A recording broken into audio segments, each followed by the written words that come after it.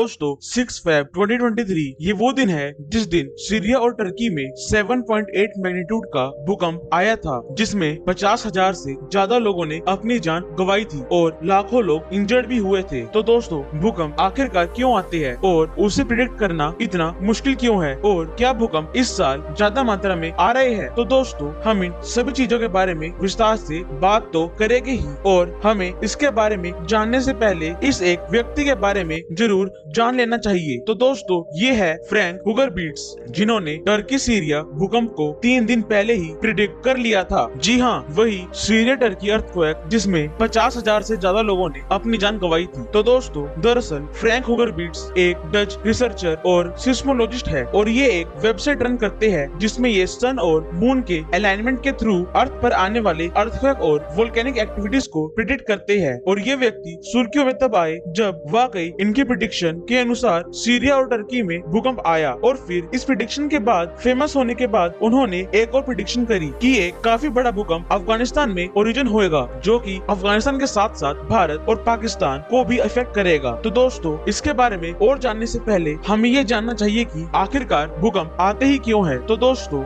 जैसे कि आप सब लोग जानते हैं कि हमारे अर्थ टोटल 4 पार्ट में डिवाइड है, जिसमें अपर लेयर जहाँ पर हम लोग रहते हैं उसे हम क्रस्ट कहते हैं, और फिर क्रस्ट के नीचे आती है मेंटल लेयर, और फिर आउटर कोर, और उसके बाद सबसे नीचे की लेयर होती है इनर कोर। और मेन पॉइंट इसमें ये है कि जो ये क्रस्ट लेयर है ये एक सिंगल पीस ऑफ लेयर नहीं है, बल्कि ये 7 मेजर पार्ट्स में डिवाइड है, जिसे हम टेक्टोनिक प्लेट्स कहते हैं। और दोस्तों जिस पॉइंट पर 2 टेक्टोनिक प्लेट्स आपस में जुड़ी होती है हम उस पॉइंट को फोल्ड जोन कहते हैं, और इन फोल्ड जोन पर ही भूकंप आने के ज्यादा चांसेस होते हैं। तो चलो अब जानते हैं कि ये भूकंप आखिरकार क्यों आते हैं। तो दोस्तों क्रस्ट के नीचे की लेयर जिसे हम मेंटल लेयर कहते हैं, यहाँ काफी ज्यादा गर्मी मौजूद है, जिस करके यहाँ कन्वेक्शन करंट काफी मात्रा में प्रोड्यूस होता रहता है, जिस करके ये टेक्टोनिक प्लेट्स के मूवमेंट को अंजाम देता है। और फिर जब इस करके 2 प्लेट्स आपस में घिसड़ती है तो उस पॉइंट पर फ्रिक्शन काफी ज्यादा मात्रा में प्रोड्यूस होती है, और उसे ओवरकम करने के लिए एनर्जी रिलीज होती है, जिस करके हमें धरती में कंपन महसूस होती है, जिसे हम कहते हैं कि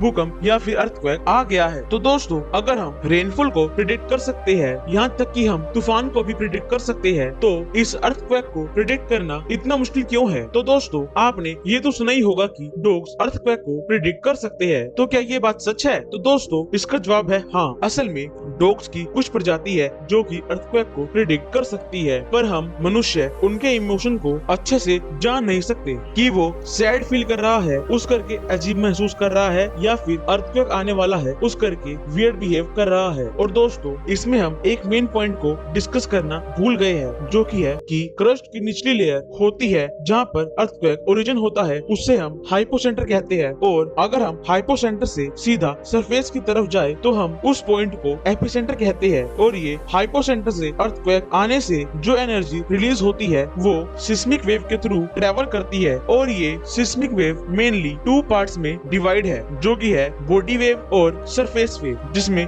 जमीन आसमान का फर्क है। तो दोस्तों सरफेस वेव सरफेस पर अपना इम्पैक्ट डालती है और बॉडी वेव अर्थ के इनर लेयर पर अपना इम्पैक्ट डालती है, और इन दोनों वेव में से सरफेस वेव की वेलोसिटी ज्यादा होती है, जिसके चलते ये ज्यादा डिस्ट्रक्शन को अंजाम देती है। और दोस्तों आपके मन में आ रहा होगा कि भले ही हम अर्थक्वेक को लेकर डॉग्स पर रिलाई नहीं कर सकते, पर आजकल तो टेक्नोलॉजी कितनी एडवांस हो गई है, तो हम ऐसे सिस्टम क्यों नहीं बनाते जो कि अर्थक्वेक को प्रिडिक्ट कर पाए। तो दोस्तों यूएसजीएस के अनुसार अर्थक्वेक प्रिडिक्शन तब एक्यूरेट मानी जाएगी जब कोई भी व्यक्ति अर्थक्वेक का मैग्नीट्यूड, लोकेशन और टाइम को अच्छे से प्रिडिक्ट कर पाएगा। और हमारे पास जितनी भी टेक्नोलॉजी है उससे हम ये तो पता लगा सकते हैं कि अर्थक्वेक की क्या लोकेशन और उसका मैग्नीट्यूड क्या है, पर हम उसके टाइम को प्रिडिक्ट नहीं कर सकते, क्योंकि अगर हम अर्थक्वेक के टाइम प्रिडिक्ट कर पाते तो हम शायद उन मासूम लोगों की जान बचा पाए जो अर्थक्वेक के चलते अपनी जान गवा देते हैं। और दोस्तों अगर हम फ्रैंक हुगर बीट्स का ट्वीट भी देखें तो उन्होंने भी लोकेशन और मैग्नीट्यूड को प्रिडिक्ट कर ही लिया था, पर वो भी टाइम को प्रिडिक्ट नहीं कर पाए थे। तो चलो अब जानते हैं कि क्या इस साल 2023 में क्या वाकई भूकंप ज्यादा आ रहे हैं? तो दोस्तों,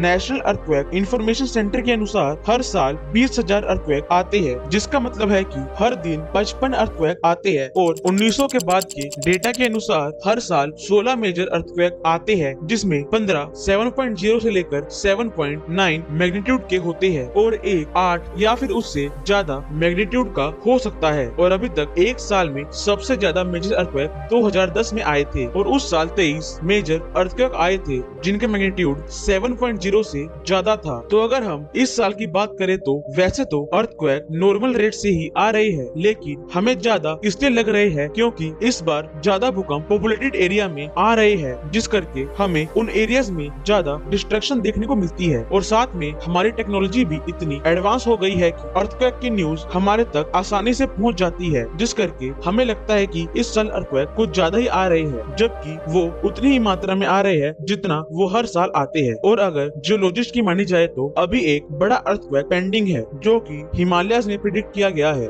जो कि अपना इफेक्ट इंडिया, पाकिस्तान और नेपाल पर डाल सकता है। तो दोस्तों, खैर घबराने की बात नहीं है, क्योंकि वही होगा जो हमारी किस्मत में लिखा हुआ है। हम इसके बारे में सोचकर अपना टाइम बर्बाद नहीं कर सकते। तो दोस्तों, उम्मीद है कि आपको वीडियो इन्फॉर्मेटिव लगी होगी। तो दोस्तों, इसी बात पर वीडियो को लाइक करना और चैनल को सब्सक्राइब करना। हम मिलते हैं आपसे नेक्स्ट वीडियो में, तब तक के लिए जय हिंद, जय भारत।